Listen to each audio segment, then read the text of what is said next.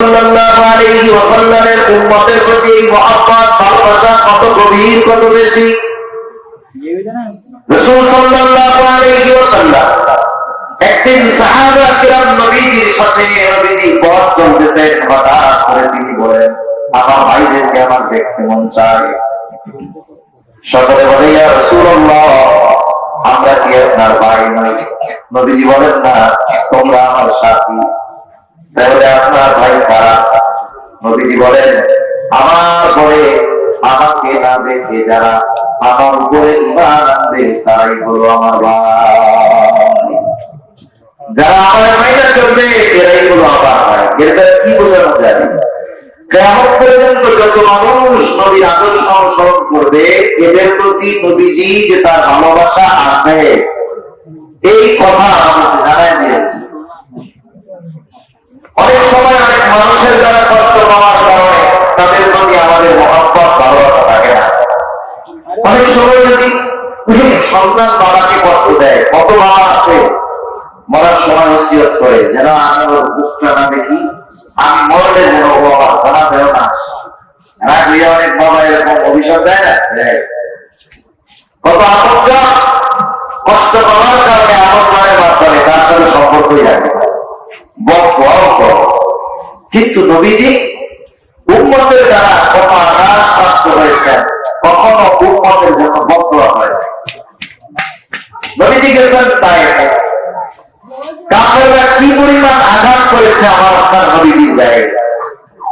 পাথরের আঘাতে নবীজির গায়ের মধ্যে ক্ষত হয়েছে, রক্ত বেয়ে যা ভিজে গেছে, জামা ভিজে রক্ত, পা বেয়ে জুতার মধ্যে পড়ে রক্ত শুকিয়ে জুতা পায়ের সাথে আটকে গেছে। স্বাভাবিকভাবে অনেকে রক্তদান করেছেন, 200-150 গ্রাম রক্ত যদি শরীর থেকে বের করা হয়, যার রক্ত দেওয়া হয় অনেক সময় অজ্ঞান হয়ে পড়ে যায়, উঠতে পারেন। অথচ নবীজির গা দিয়ে কি পরিমাণ রক্ত বের হয়েছে, জামা ভিজে পা বেয়ে রক্ত পড়ছে, জুতা আটকে গেছে পায়ের সাথে রক্ত শুকিয়ে।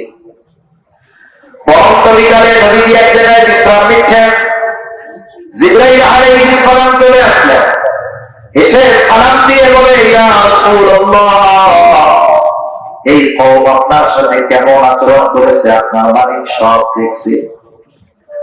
আমার সাথে একজন ফেরেশতা পাঠানো হয়েছে যে আগে আসে নাই।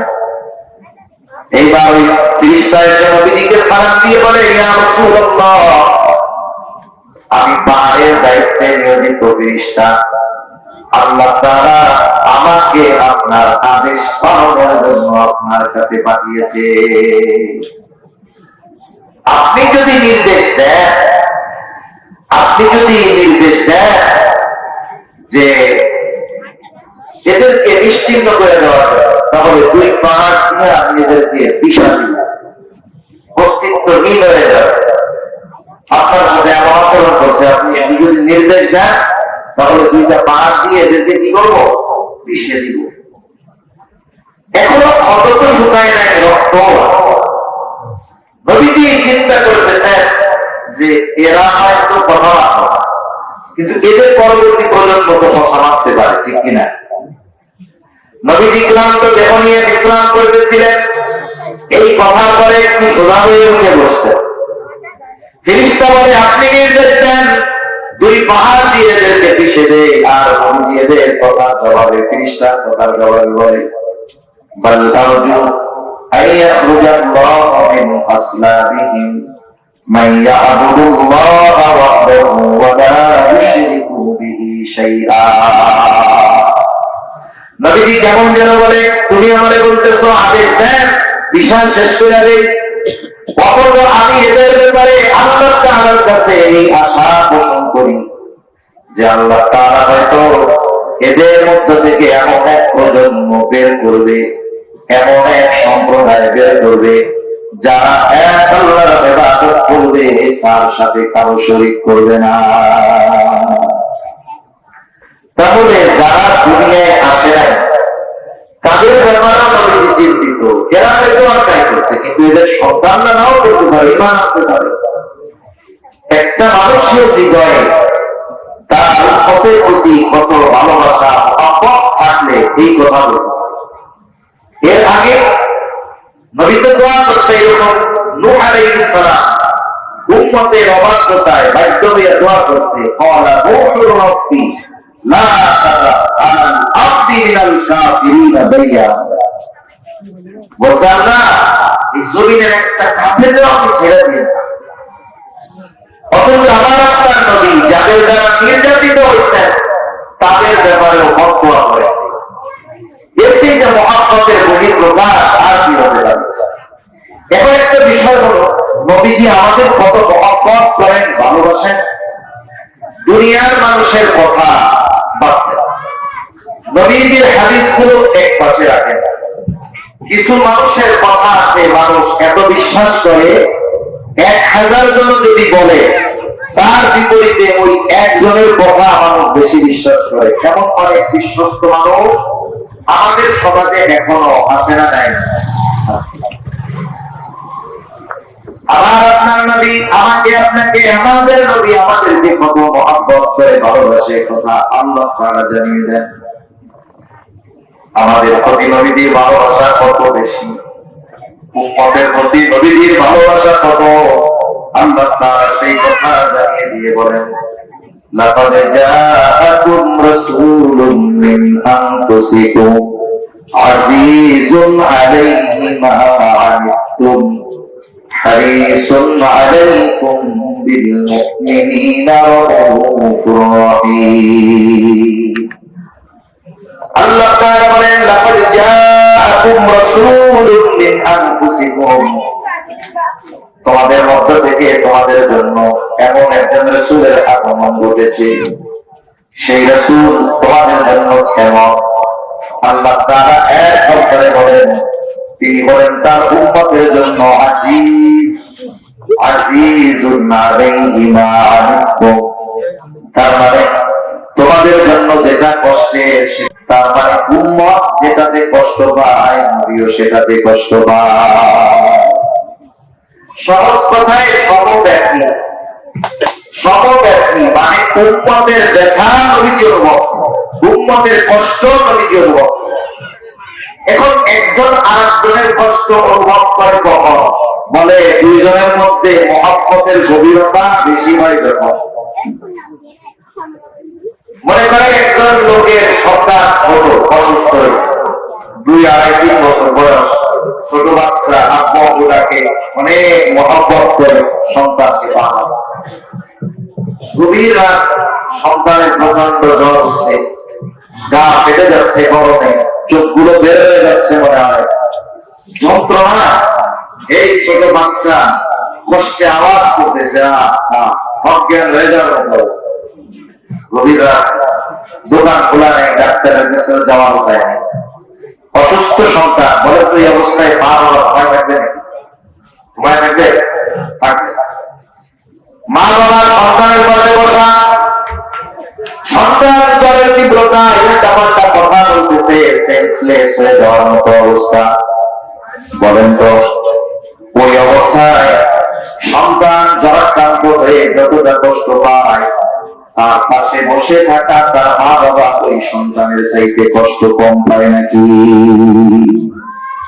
কম পায়? আরো বেশি পায় মা বাবা। কথা কি বুঝেন?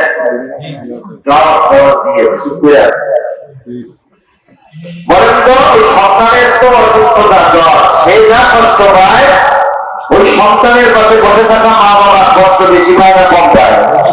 নিঃসন্দেহে বেশি পায়। এই বেশি পাওয়ার কারণ, আর একজনের সন্তান অসুস্থ হইলে আমার ওই পরিমাণ কষ্ট হবে না। যার সন্তান তার কষ্ট বেশি হয় কেন? বলে আমি আপনার সন্তানদের মহব্বত করি কতটুকু, উনি তো বেশি মহব্বত করে, এই জন্য তার কষ্টটা সেও অনুভব করতে পারে। এখন বলেন, মা বাবা সন্তানের কষ্টে কষ্ট পায় মহব্বতের কারণে, নবী উম্মতের কারণে কষ্টের কারণে কষ্ট পায়। মা বাবা সন্তানকে যতটুকু মহব্বত করে, নবী তার উম্মতকে মহব্বত বেশি করে না কম করে? এজন্যই মহব্বতের কারণে উম্মতের জন্য যেটা কষ্টের, নবীর জন্য সেটা কষ্টদায়ক। একথাই আল্লাহ তাআলা বলেন, তিনি বলেন আজিজ, সমব্যথী, তোমাদের জন্য যেটা কষ্টের সেটা তার জন্য কষ্টের। 2 নম্বর আল্লাহ তাআলা বলেন হারিসুন আলাইকুম, তিনি বলেন তোমাদের জন্য কল্যাণকারী। আবার আপনার নবী সব সময় উম্মতের জন্য কল্যাণ কামনা করবেন। সব জায়গায় উম্মতের জন্য যে কষ্টকর না হয়ে যায় এই চিন্তা করবেন। এক হাদিসের মধ্যে আসছে, নবীজি বলেন আল্লাহ তাআলা প্রত্যেকটা নবীকে তার উম্মতের জন্য একটা স্পেশাল দোয়া করার সুযোগ দিয়েছে এবং এই দোয়া কবুলের প্রতিশ্রুতিও আল্লাহ তাআলা দিয়েছেন। সব নবী তার উম্মতের ব্যাপারে ওই দোয়াটা দুনিয়ায় করে ফেলছে, আর আমার আপনার নবী ওই দোয়াটাকে সংরক্ষণ করে রাখছে। কিয়ামতের দিন উম্মতের ওই কঠিন মুসিবতের দিন আমার আপনার নবী উম্মতের জন্য সুপারিশ হিসাবে ওই দোয়াটাকে করবে। কারণ নবী জানেন এই দোয়াটা দুনিয়ায় করার চাইতে আখিরাতে যদি করা হয় আমার উম্মতের জন্য কল্যাণ বেশি হবে। এজন্য নবী সব সময় উম্মতের কল্যাণের বিষয়ে খেয়াল রাখতেন, কল্যাণকারী ছিলেন। এটা সবার। তবে মুমিনদের জন্য নবীজি তো স্পেশাল কোনো কিছু। আপনি আপনার আত্মীয় সন্তানদের যতই মহব্বত করেন না কেন, নিজের সন্তানের চাইতে বেশি করবেন। কেউ করবে বলেন? কেউ করবে না।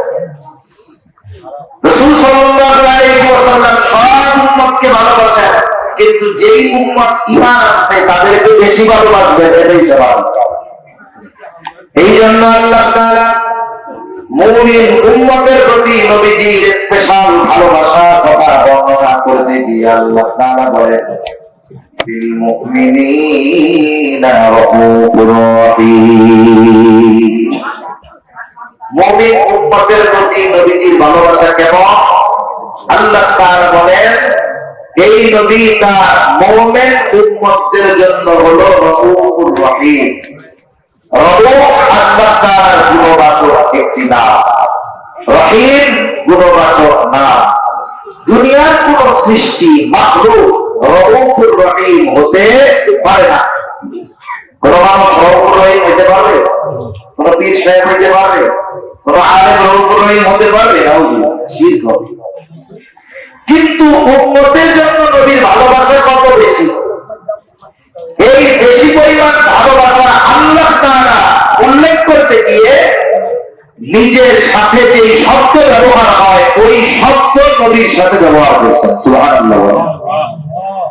আল্লাহ তাআলা বলেন এই নবী এমন নবী যে তার উম্মতের ব্যাপারে রাউফুর রহিম, অতি সদয় পরম দয়ালু, অতি সদয় পরম দয়ালু। আল্লাহ তাআলা আমার আপনার নবী তার মুমিন উম্মতের প্রতি মহব্বত ভালোবাসার কথা বলতে গিয়ে বলতেছেন এই নবী হলো তার মুমিন উম্মতদের জন্য অতি সদয় পরম দয়ালু। আমি আশা করি এতটুকুতে আমরা বুঝতে পেরেছি যে নবীজি আমাদের কত ভালোবাসেন। আপনারা কি বুঝতে পারছেন? নবী আমাদের কত ভালোবাসে বুঝতে পারছেন? নবী এত ভালোবাসে, এই ভালোবাসার কথা প্রকাশ করতে গিয়ে আল্লাহ স্বাভাবিকভাবে এই কথা বলেন নাই যে নবী তার উম্মতকে ভালোবাসে। আল্লাহ যদি এতটুকুই বলেন ভালোবাসা অনেক বড়, অনেক গভীর, এতেই বোঝা যায়। কিন্তু এই ভালোবাসা কত গভীরতা, কত মহান এই ভালোবাসা উম্মতের জন্য নবী, এটা বলতে গিয়ে নবীজির শানে আল্লাহ তাআলা নিজের গুণবাচক শব্দ রাউফুর রহিম ব্যবহার করেছেন। এত ভালোবাসা যে এটা কোন কিনারা খুঁজে পাওয়া যাবে, মহাসমুদ্রের তলদেশ খুঁজে পাওয়া যাবে, এভারেস্টের চূড়ায় বারবার পৌঁছানো যাবে, মহাকাশে চলে যাওয়া যাবে, কিন্তু উম্মতের প্রতি নবীজির ভালোবাসা গভীরতা পরিমাপ করা আমাদের সম্ভব নয়। এত ভালোবাসেন। এখন যে নবী আমাদের এত ভালোবাসেন সেই নবীর ভালোবাসার প্রতিদান দেওয়ার দরকার আছে না নাই? নবী আমাদের এত ভালোবাসেন, সাথে সাথে নবীকেও আমাদের ভালোবাসা, এটা কিন্তু শুধুমাত্র আরবি বিষয় নয়, এটা ঈমানি বিষয়। নবীর ভালোবাসা যার মধ্যে নাই, এক নম্বরে সে তো অকৃতজ্ঞ, দুই নম্বরে তার ঈমান ঠিক নাই। এই জন্য নবীর ভালোবাসার প্রতিদান আমাদের দেওয়ার দরকার। রাসূলুল্লাহ সাল্লাল্লাহু আলাইহি ওয়াসাল্লাম বলেন, লা ইউমিনু আহাদুকুম হাত্তা আকুনা আহাব্বা ইলাইহি মিন ওয়ালিদিহি ওয়া ওয়ালাদিহি ওয়ান নাসি আজমাইন। নবীজি বলেন, তোমাদের মধ্যে কেউ ততক্ষণ পর্যন্ত মুমিন হতে পারবে না যতক্ষণ না সে তার পিতা মাতা সন্তান সন্ততি এক কথায় সকলের চাইতে আমাকে বেশি ভালো না বাসবে। তার মানে সন্তানের চাইতে বেশি ভালোবাসতে হবে নবীকে, মা বাবার চাইতে বেশি ভালোবাসতে হবে নবীকে, স্বয়ং নিজের জীবনের চাইতে নবীকে বেশি ভালোবাসতে হবে। হযরত ওমর রাদিয়াল্লাহু তাআলা নবীজিকে বলতেছে, ইয়া রাসূলুল্লাহ সাল্লাল্লাহু আলাইহি ওয়াসাল্লাম, আপনাকে আমি আমার জীবনের পরে সবচাইতে বেশি ভালোবাসি। নবীজি বললেন, না না। একটু পরে হযরত ওমর রাদিয়াল্লাহু তাআলা আনহু বলেন, ইয়া রাসূলুল্লাহ, এই মুহূর্ত থেকে আমি আপনাকে আমার জীবনের চাইতে বেশি ভালোবাসি। তার মানে নবীর ভালোবাসা হবে নিজের জীবনের চাইতেও বেশি। একটা মানুষ নিজের জীবন বাঁচানোর জন্য সব কিছু করতে পারে, কিন্তু আফসোস আমরা এমন নবীর উম্মত হওয়ার পর নবীকে ভালোবাসতে গিয়া সবকিছু করতে পারি না। জীবন তো সব সময় দেওয়া লাগে না, কিন্তু কিছু কিছু সময় আছে মহব্বতের প্রকাশ করার জন্য কিছু বিষয় করা লাগে, এগুলো আমরা করতে পারি। আমাদের অবশ্যই আমরা একবারে লাস্ট একটা দিন জীবন দিব, কিন্তু অন্য কিছু করতে পারবো না, বুঝলেন নাই? শুধু জীবনই দিব, অন্য কিছু করতে পারবো না। এখন জানকে জানি না, এদের করে দাঁড়িয়ে রাখেন, নবীরে তো মহব্বত করেন জীবনের চাইতে বেশি। এখন জীবনের চাইতে যাকে বেশি মহব্বত করি, তার অনুসরণ করতে গিয়ে, তাকে ভালোবাসতে গিয়ে মানুষ যদি দুই চার কথা বলে, তাতে কোনো অসুবিধা আছে? অসুবিধা নেই। দুনিয়ার নিজাম দেখি, দুনিয়ার নিয়ম হলো কোন প্রভাবশালী ব্যক্তির পক্ষে কথা বলতে গিয়ে কেউ যদি তাকে কিছু বলে, আর এই খবরটা যদি প্রভাবশালী ব্যক্তির কাছে পৌঁছায় যে ভাই অমুকে আপনার পক্ষে বলতে গিয়ে, আপনার কথা বলতে গিয়ে মানুষের বেশি কথা শুনছে, এখন যার পক্ষে বলতে গিয়ে বেশি কথা শুনলো, ওই লোকের কাছে যখন খবরটা পৌঁছাবে, যে বেশি কথা শুনছে বলেন তো তার প্রতি তার মহব্বত বাড়বে না কমবে?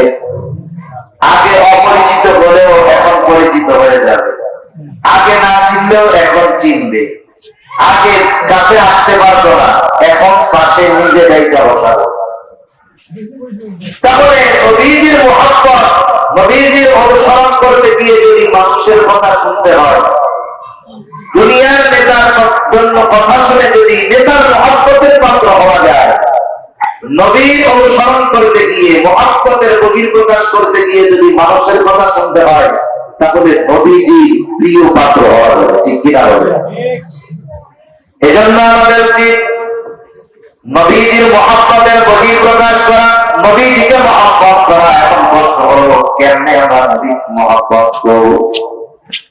আবু বকর নবীজিকে সামনে পেয়েছে, মহব্বতের প্রকাশ করতে গিয়া নিজের সব সম্পদ নবীজির পায়ে হাজির করেছে। নবীজিকে সামনে পেয়েছে আবু বকর, নবীজির জন্য জীবন দিতে প্রস্তুত হয়ে গেছে। নবীজিকে সামনে পেয়েছে তালহা, শত্রুগ্রস্তের সামনে নবীজির জন্য পিঠটাকে ডাল বানায় দিয়েছিল। আমরা তো নবীকে সামনে পাই নাই, নবীকে কেমনে মহব্বত করবো? আমার আপনার নবীকে কেমনে মহব্বত করতে হবে? নবীকে মহব্বত করার পদ্ধতি দুনিয়ার কারো কাছ থেকে শেখা লাগবে না। আমার আপনার নবীকে মহব্বত করার পদ্ধতি স্বয়ং নবী শিখায় দিয়েছে।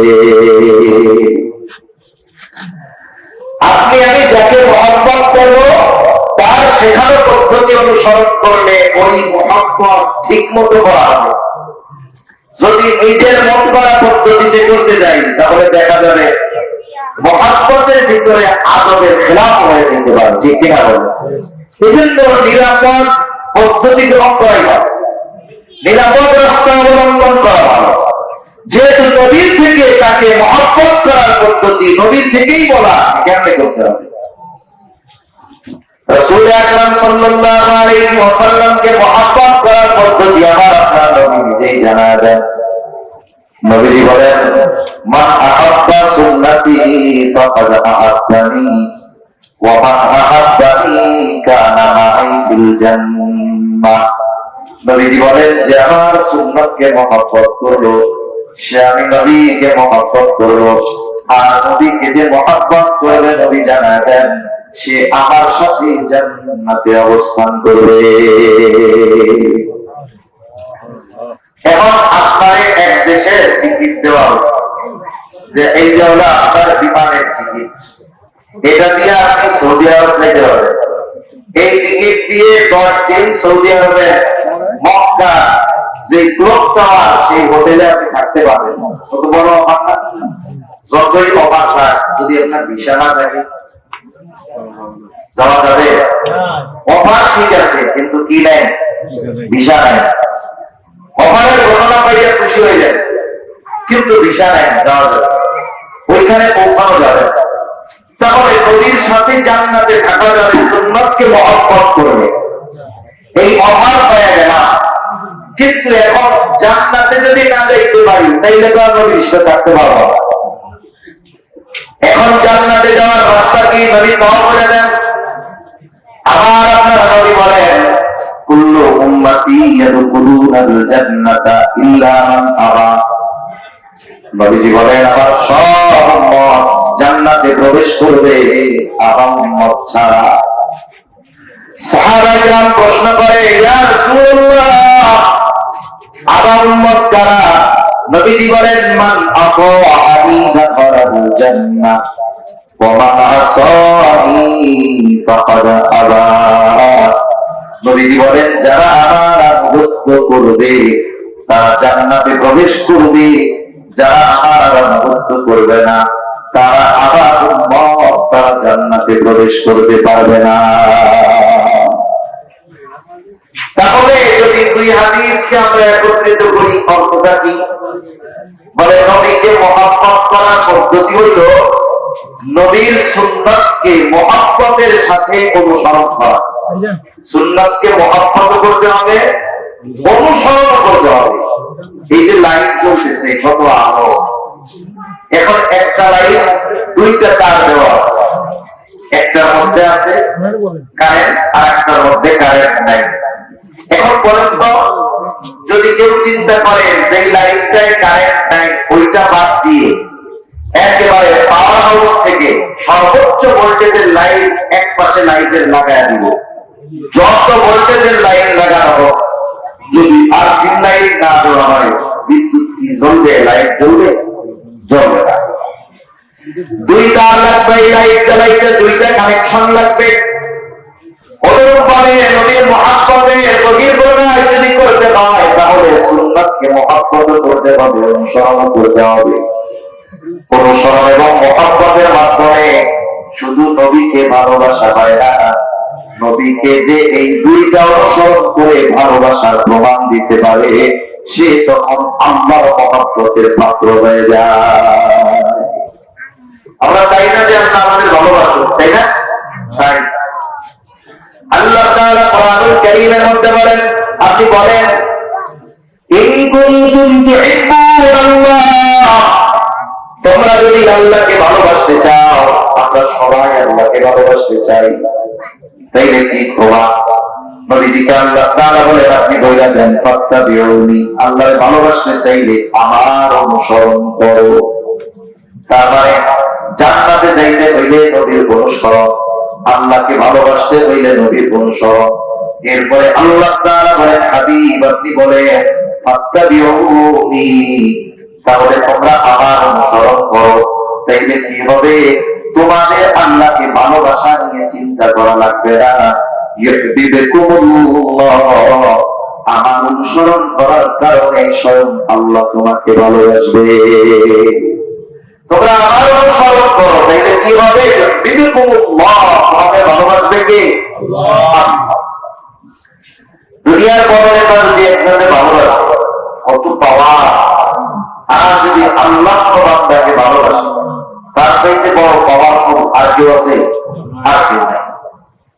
হাদিসের মধ্যে আসছে নবীজি সাল্লাল্লাহু আলাইহি ওয়াসাল্লাম বলেন, যখন কোন বান্দাকে আল্লাহ তাআলা ভালোবাসেন, আল্লাহ কোন বান্দাকে ভালোবাসে, আয়াতের মাধ্যমে জানলাম যেই বান্দা নবীর অনুসরণ করে তাকে আল্লাহ ভালোবাসে। এখন আল্লাহ ভালোবাসলে লাভ কি? নবীজি বলেন, যখন কোন বান্দাকে আল্লাহ তাআলা ভালোবাসে, আল্লাহ তাআলা জিবরাইল আলাইহিস সালামকে ডেকে বলে, জিবরাইল, দুনিয়ার অমুককে আমি আল্লাহ ভালোবাসি, তুমিও ভালোবাসো। আল্লাহ তাআলা যখন জিবরাইল আলাইহিস সালামকে বলে, জিবরাইল আলাইহিস সালাম তাকে ভালোবাসতে শুরু করে। এরপরে আসমানের বাসিন্দাদের মধ্যে ঘোষণা করে দেয়, ও আসমানের বাসিন্দারা, দুনিয়ার অমুক ব্যক্তি ওকে আল্লাহ ভালোবাসে, আমি ভালোবাসি, তোমরাও ভালোবাসো। এইবার আসমানের ফেরেশতারা তাকে ভালোবাসতে শুরু করে।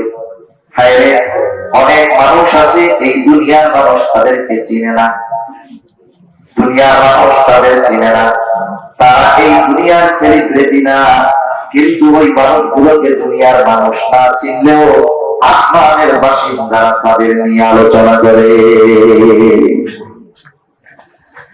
নবীজি বলেন, এবার আসমানের বাসিন্দারা তথা ফেরেশতারা তাকে ভালোবাসতে শুরু করে, সে পরিচিত ব্যক্তি হয়ে যায়।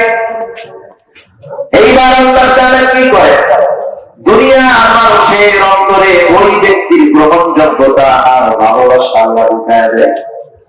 দুনিয়ার মানুষ তাকে ভালোবাসতে শুরু করে। শুধু তাই না, অনেক মানুষকে আমরা ভালোবাসি কিন্তু তার গ্রহণযোগ্যতা আমাদের মধ্যে নাই, কিন্তু আল্লাহ তাআলা তাকে মানুষের মধ্যে গ্রহণযোগ্যতাও দিয়ে দেয়, মানুষের অন্তরেও তার ভালোবাসা সৃষ্টি করে দেয়। দুনিয়ায় অনেক মানুষ এরকম আছে যে তাদেরকে আমরা ভালোবাসি, তাদের গ্রহণযোগ্যতা আমাদের হৃদয়ের মধ্যে আছে। আমাদের আল্লামা আনসারী রাহমাতুল্লাহ আলাইহি আছেন নাকি দুই একজন? নাম ভালোবাসি না আছেন নাকি? এই জায়গায় তো নাই, অন্য জায়গায় থাকে, এই জায়গা তো নাই। আমরা সবাই তাকে ভালোবাসি। আপনাদের কাছে কি ওনাকে অগ্রহণযোগ্য ব্যক্তি মনে হয়? তার মানে দেখেন, উনি আমাদের কোনদিন চা খাওয়ায়, ওনার ছেলেরা আমাদের এসে বলে না যে চা খাওয়াই না, আমার আপনার একটু ভালোবেসে। কিন্তু ওই যে আসমানের মালিক তাকে ভালোবাসে, আসমানের বাসিন্দারা তাকে ভালোবাসে। এই জন্য দুনিয়ার মানুষ যারা, তাদের অন্তরেও তার গ্রহণযোগ্যতা আর মহব্বত আল্লাহ ঢুকাইয়া দিয়েছে। সুবহানাল্লাহ। তাহলে যে কথা থেকে গেলাম, নবীর অনুসরণের মাধ্যমে আল্লাহ ভালোবাসা পাওয়া যায়, নবীর অনুসরণের মাধ্যমেই জান্নাতে যাওয়া যায়। এই কথাই নবীজি জানায় দেন, মান আতাআনি দাখালাল জান্নাহ ওয়া মান আসানি ফাকাদ আবা। নবীজি বলেন, যে আমার আনুগত্য করবে জান্নাতে প্রবেশ করবে, আনুগত্য যে করবে না আমার সে জাহান্নামে যাবে। সর্বোপরি কথা হলো, নবীজির সুন্নাতকে মহব্বতের সাথে অনুসরণ করলে নবীকে ভালোবাসা হয়, সাথে সাথে নবীর সাথে জান্নাতে থাকা যায়। এইটার চাইতে বড় নিয়ামত আর সাহাবায়ে কেরাম কিছুরে মনে করতেন না। হযরত আনাস রাদিয়াল্লাহু তাআলা থেকে বলি, গ্রাম কয়েক সাহাবী আসছে, গ্রাম কয়েক ব্যক্তি আসছে নবীজির কাছে। গ্রামের মানুষ তো সহজ সরল, সে কে বড় মানুষ ওই সব তো বুঝে না, সহজ সরল মানুষ আইসা যা মন চায় তাই করে দেয়। তা এইরকম গ্রামের কোন মানুষ আসলে সাহাবায়ে কেরাম অনেক সময় খুশি হইতেন, কারণ তারা নবীর কাছে থাকতেন। নবীর প্রতি তাদের তাজিম মুহাব্বতের কারণে অনেক কিছু জানতে মন চাইলেও জিজ্ঞাসা করতে ইতস্ত বোধ করতেন। কিন্তু দেখা যায় একটু গ্রামের থেকে এক লোক আইসা বিবাহ জানতেছে আর দিতেছে, ইয়া রাসূলুল্লাহ এটা কেমন হইল? তারপরে এরকম লোক আসলে অনেক সময় তারা খুশি হইত। এরকম নবীজি একজনের সাথে কথা বলতেছে। আদব হইল কি, যখন আপনি কারোর সাথে কথা বলবেন, কথা শেষ হওয়ার পরে আপনাকে আবার কিছু জিজ্ঞাসা করতে হবে বা বলতে হবে। এখন গ্রামের মানুষ তো এটা তো বোঝে না, সহজ সরল মানুষ।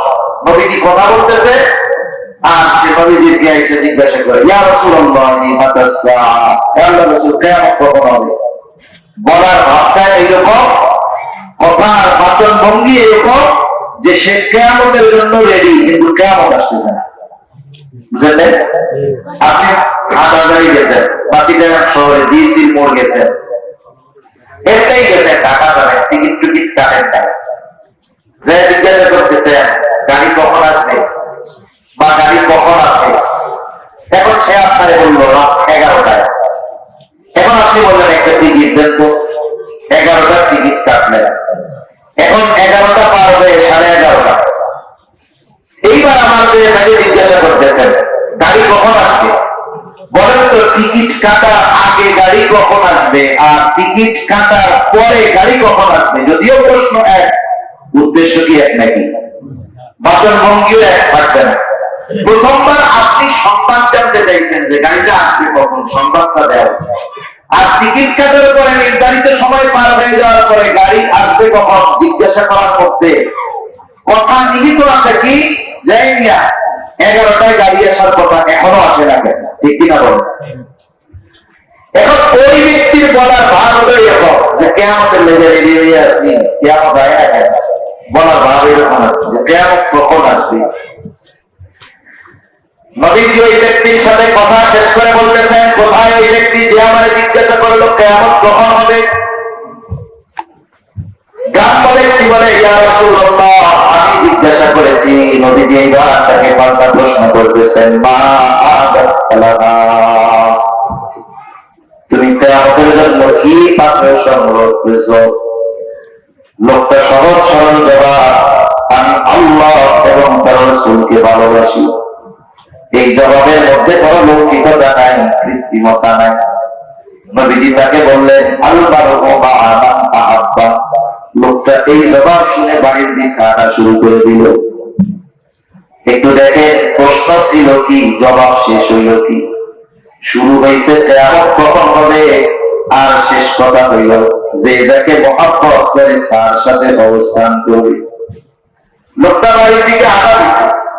হযরত আনাস রাদিয়াল্লাহু তাআলা আনহু বলেন, নবীর মুখে শুনলাম, আল-মারউ মা মান আহাব্বা, যে যাকে মহব্বত করে তার সাথে অবস্থান করবে। হযরত আনাস রাদিয়াল্লাহু তাআলা আনহু বলেন, ইসলাম গ্রহণের পরে এই কথা শুনে আমরা যতটা খুশি হয়েছি, আর কোন কথা দ্বারা এর চাইতে বেশি খুশি হই না। তারপরে তারা চিন্তা করতেছে, দুনিয়া একটা নবীর পাশে আছে, জান্নাতে গিয়ে কি নবীর পাশে পাওয়া যাবে, নবীর সাথে কি থাকা যাবে? এই চিন্তা তাদের মধ্যে ছিল, কিন্তু প্রশ্ন করতে সাহস করেনি। গ্রামের মানুষ এসে জিজ্ঞাসা করছে, নবীজি তার প্রশ্নের উদ্দেশ্য উদ্ভাবন করতে পারছেন, আর ওই জবাবের মাধ্যমে সাহাবায়ে কেরাম তাদের অন্তরের প্রশ্নের জবাব পেয়ে গেছে। চিন্তা করছে জবাব তো পেয়ে গেছে, কারণ তারা তো নিশ্চিত যে আমি আমার জীবনের চাইতেও বেশি ভালো নবীকে বাসি। ঠিক কিনা বলেন? সেজন্য সাহাবায়ে কেরাম নবীর সাথে জান্নাতে অবস্থান করাটাকে কত বড় নিয়ামত মনে করতেন। আমাদেরও নবীর সাথে জান্নাতে অবস্থান করার সুযোগ আছে। কিসের মাধ্যমে? বলে নবীর সুন্নতকে মহব্বত এবং অনুসরণ করার মাধ্যমে। রাসূলুল্লাহ সাল্লাল্লাহু আলাইহি ওয়াসাল্লামের সুন্নাতের আলোকে যদি আমরা জীবন সাজাতে পারি, এক আদর্শবান জীবন আমাদের হবে। নবীজির আদর্শের আলোকে যদি জীবন সাজাতে পারি, আমাদের দুনিয়া আখিরাত উজ্জ্বল হয়ে যাবে। এজন্য নবীজির আদর্শ হলো সার্বজনীন আদর্শ। আল্লাহ তাআলা সেজন্য কোরআনুল কারীমের মধ্যে কথা বলেন, লাকাদ কানা লাকুম ফি রাসূলিল্লাহি উসওয়াতুন হাসানাহ। তোমাদের জন্য রাসূলের জীবন আদর্শের মধ্যেই উত্তম আদর্শ রয়েছে। এই কথাটা সবাই জানে, অমুসলিমরাও জানে, মুসলিমরাও জানে। শুধু তাই না, বিভিন্ন দিবসকে কেন্দ্র করে অনেক সময় অমুসলিম দেশের রাষ্ট্রপ্রধানরাও বিবৃতি দেয় না? কি বলে? অশান্ত পৃথিবীতে শান্তি আনার জন্য মুহাম্মদ সাল্লাল্লাহু আলাইহি ওয়াসাল্লামের আদর্শ অনুসরণ ছাড়া কোনো উপায় নেই। এই বক্তব্য বিবৃতি দিল মনে করেন বাইরে অথবা মোদি, কত সুন্দর বিবৃতি দিছে। এখন অশান্ত পৃথিবীতে শান্তি আনার জন্য তারা কি নবীর আদর্শ গ্রহণ করবে? কিন্তু জানে যে এই আদর্শ অনুসরণ করলে শান্তি চলে আসে। আমরাও জানি, কিন্তু সবাই মানি না। কিন্তু মানি না কাদের জন্য? বাস্তবে নবীজির জীবনের মধ্যে উত্তম আদর্শ আছে, কারা অনুসরণ করে? আল্লাহ তাআলা বলেন, লিমান কানা ইয়ারজুল্লাহ ওয়াল ইয়াওমাল আখিরা ওয়া যাকারাল্লাহ কাসীরা। যারা আল্লাহর ব্যাপারে, আখিরাতের ব্যাপারে আশাবাদী, তার মানে আল্লাহর প্রতি যথাযথ ঈমান যাদের আছে, আখিরাতের ব্যাপারে বিশ্বাস যাদের সুদৃঢ়, আর যারা বেশি বেশি আল্লাহ তাআলাকে স্মরণ করে, এই মানুষগুলোই তারা রাসূলের জীবন আদর্শকে বাস্তব জীবনে পরিণত করে নিজেদের দুনিয়া আখিরাতকেও সুন্দর করে তোলে। এজন্য আমি আপনি যদি পরিবর্তন না হই, আমার আপনার আখলাকের মধ্যে যদি পরিবর্তন না আসে, তাহলে সমস্যা অনেক। একে তো ইমানি সমস্যা, দ্বিতীয় যদি আদর্শ নবীজিকে ধারণ না করতে পারি, তাহলে দেখা যাবে যে এমন এক বিষয় হবে। আমরা অনেক সময় এখন বলাবলি করি যে নতুন দেশ নতুন করে আমরা সাজাবো, আমরা চাই ন্যায় পরায়ণতা, ইনসাফ ভিত্তিক সমাজ ব্যবস্থা হবে। এখন উত্তম আদর্শ যদি আমাদের মধ্যে না আসে, আমরা যদি রাসূলের আদর্শ সুন্নাতকে গ্রহণ না করি, বাস্তব জীবনে আমল না করি, তাহলে কি হবে? শাসকের চেহারার পরিবর্তন হবে, কিন্তু চরিত্রের পরিবর্তন হবে না। এজন্য উত্তম চরিত্র বিনির্মাণ, উত্তম দেশ বিনির্মাণ, উত্তম জাতি বিনির্মাণ রাসূল আকরাম সাল্লাল্লাহু আলাইহি ওয়াসাল্লামের সুন্নাত আদর্শ এটা অবশ্যই লাগবে। নবীর সুন্নাত আদর্শবিহীন উত্তম জাতি গঠন করা অসম্ভব। ঠিক কিনা বলে? আল্লাহ তাআলা আমাদের অন্তরে তার এবং তার হাবিবের মহব্বত দিয়ে ভরপুর করে দেন। সকলে বলি আমিন। সাথে সাথে নবীর সুন্নাতের আলোকে আমাদের এই জীবন পরিচালিত করার তৌফিক দান করেন। সকলে বলি আমিন। ওয়া আখিরু দাওয়ানা আলহামদুলিল্লাহি রাব্বিল আলামিন। আসসালামু আলাইকুম ওয়া রাহমাতুল্লাহি ওয়া বারাকাতুহু।